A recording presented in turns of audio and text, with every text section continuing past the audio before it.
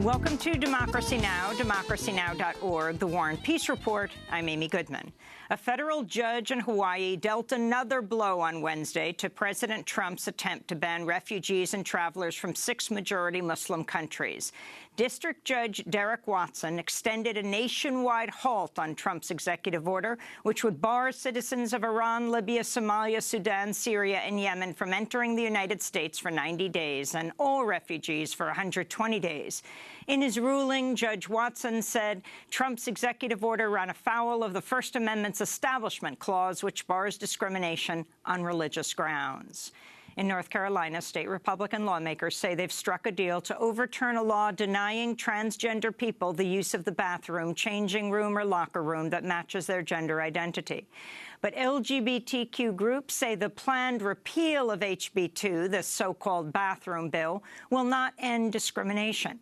The deal would allow the state to continue regulating bathrooms while barring local governments from enacting their own anti-discrimination laws until late 2020. Human Rights Campaign said in a tweet, quote, "Any North Carolina lawmaker who supports this bad HB 2 so-called deal is no ally of LGBTQ people and will have planted themselves on the wrong side of history," unquote. The deal came hours ahead of a deadline set by the NCAA to repeal the law or face an end to collegiate athletic tournaments, including lucrative men's basketball games, through 2022. It's not clear whether the compromise will prevent an NCAA boycott. On Capitol Hill, the Senate Intelligence Committee is set to hold its first hearing today on alleged Russian meddling in the U.S. election. On Wednesday, Republican Committee Chair Richard Burr promised a thorough investigation. Tomorrow's hearing, which will be the first public hearing that we've held, is to examine Russian capabilities, their capabilities to influence elections globally, what Russia has done in the past, which is important for us to bring to light for the American people, what they're doing today both here and throughout the world. The Senate Intelligence Committee plans to question 20 witnesses about Russia's role in November's election and alleged ties between top Trump aides and Russian officials. The Senate investigation came as an investigation the House Intelligence Committee ground to a halt after Committee Chair Republican Devin Nunes refused to step down amidst charges he colluded with the Trump administration to undermine the investigation. The White House said Wednesday President Trump's daughter Ivanka will officially join the administration as a federal employee and unpaid advisor to the president. The move came after ethics groups blasted the administration for arranging a West Wing office and security clearance for Ivanka Trump, who previously had no official role in the administration and had not signed an ethics pledge required of federal employees. This month, Ivanka handed over day-to-day control of her company to a top executive, but critics say she continues to hold power over her business and could use her position in the White House for personal gain. Ivanka Trump will work alongside her husband, Jared Kushner, who serves as senior advisor to the president. Meanwhile, Kushner's real estate firm on Wednesday said it had ended talks with a Chinese company to develop a Manhattan high-rise at 666 Fifth Avenue. The deal would have seen a $400 million payout from a firm with deep ties to the Chinese power structure. The talks collapsed as the Senate Intelligence Committee prepared to question Kushner about meetings he arranged at Trump Tower last December with the Russian ambassador and the head of the U.S.-sanctioned Russian state bank. The meetings came before Donald Trump's inauguration, but after he was elected. The White House sent mixed signals Wednesday about whether President Trump will try again to revamp the nation's health care system following the collapse last week of a House bill that would have repealed parts of the Affordable Care Act. This is President Trump speaking Tuesday night at the White House. I know that we're all going to make a deal on health care. That's such an easy one. So I have no doubt that that's going to happen very quickly. I think it will, actually. I think it's going to happen because we've all been promising, Democrat, Republican, we've all been promising that to the American people. On Wednesday, Press Secretary Sean Spicer said President Trump was joking when he made those remarks, adding that another effort at passing health care legislation remains an ongoing discussion. Meanwhile, the president is calling for even deeper cuts to the National Institutes of Health after proposing a 20% cut to the agency in his budget proposal earlier this month. On Tuesday, the president suggested slashing an immediate $1.2 billion from the agency. The cuts would halt medical research already underway, end the State Department's Global Health Security Fund, and shave tens of millions of dollars from programs combating HIV, AIDS, and teen pregnancy. A new Gallup poll shows President Trump's approval rating has fallen to 35%, the lowest level ever recorded for a president this early in a first term. Trump's approval rating is now lower than President Nixon's during the Watergate hearings, President Reagan's during the Iran-Contra investigation, and President George W. Bush's rating after Hurricane Katrina. On Capitol Hill, Senate Majority Leader Mitch McConnell has scheduled a vote on April 7th on whether to confirm Neil Gorsuch as a U.S. Supreme Court justice. Senate Democratic leaders have vowed to filibuster the vote, setting up a confrontation with Republicans who've threatened to change Senate rules to allow Gorsuch to be confirmed by a bare majority rather than 60 senators. In Iraq, a suicide truck bomb struck a police checkpoint south of Baghdad Wednesday, killing 17 people and wounding 40 others. Meanwhile, fighting raged in western Mosul, where civilians remained trapped amidst fighting by U.S.-backed Iraqi forces and ISIS. On Wednesday, the head of U.S. Central Command admitted to a House committee the United States probably played a role in the deaths of as many as 200 civilians in an airstrike on Mosul on March 17th.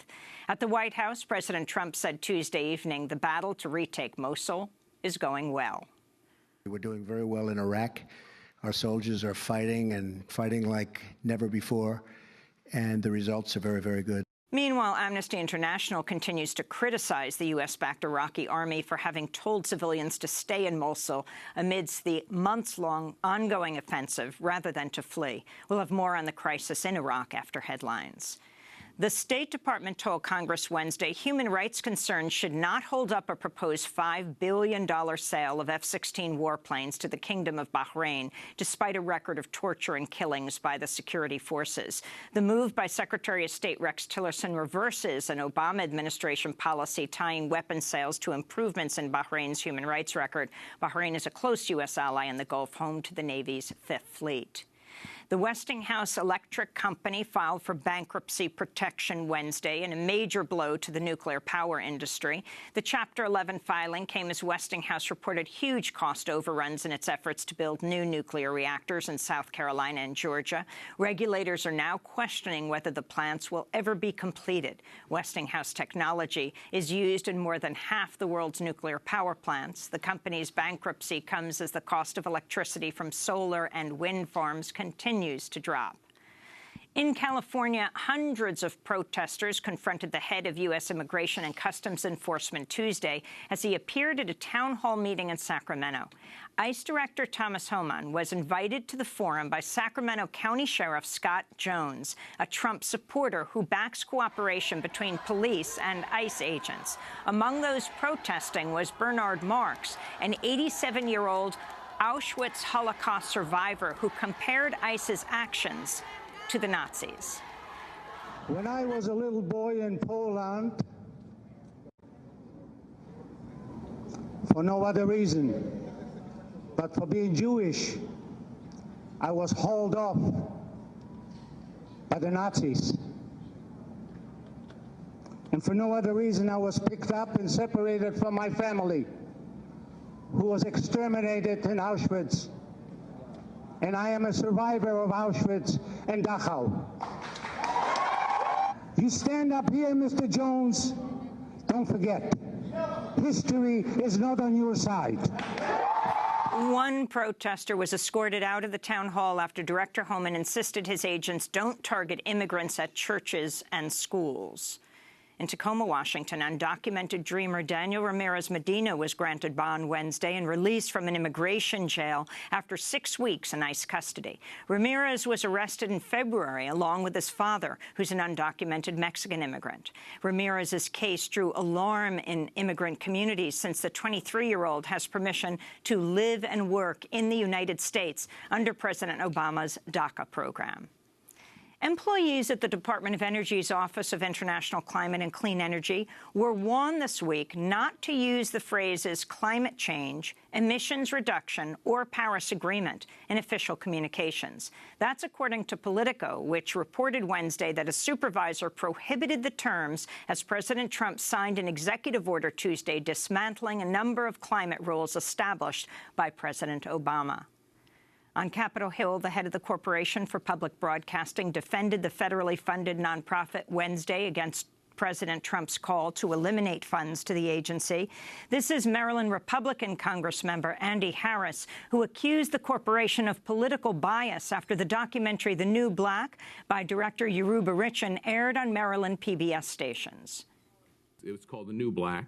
Says, quote, this is from their website, and I'm going to get to the agenda issue. It says, this film documents the political race for marriage equality in Maryland from the perspectives of LGBTQ African Americans, their supporters, and those who are against marriage equality. I know a lot of people who don't like the term marriage equality. CPB President Pat Harrison warned that President Trump's proposed cuts would, quote, destroy public media's role in early childhood education, public safety, connecting citizens to our history, and promoting civil discussions, end quote. Trump has also proposed zero funding the National Endowment for the Humanities and the National Endowment for the Arts. In Mexico, journalist Armando Arrieta was hospitalized Wednesday with severe injuries after he was shot 4 times as he arrived at his home in the state of Veracruz. The shooting came less than a day after an unknown assailant shot and killed a bodyguard for another Mexican journalist, Julio Omar Gomez, after his home in Baja California was set on fire. There have been at least 5 attacks on Mexican journalists so far this month, and Mexico's Human Rights Commission says over 120 journalists have been killed since 2000. And in Puerto Rico, thousands of students at the territory's largest public university launched one-week strike on Tuesday. The students are protesting plans by a federally appointed oversight control board to cut $450 million from the university's budget to help pay the island's debt to bondholders. This is psychology professor Mary Olga Reyes-Cruz.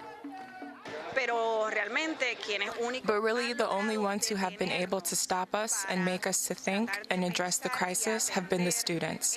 A shutdown is not only a reaction to the situation, but it is also necessary to be outside of our daily routines and business as usual, so we can have conversations and take on concrete actions. The striking students are demanding reforms, including an end to budget cuts, no tuition increases, and an independent audit of Puerto Rico's debt. And those are some of the headlines. This is Democracy Now!, democracynow.org, The War and Peace Report. I'm Amy Goodman. And I'm Nermeen Sheikh. Welcome to our listeners and viewers around the country and around the world.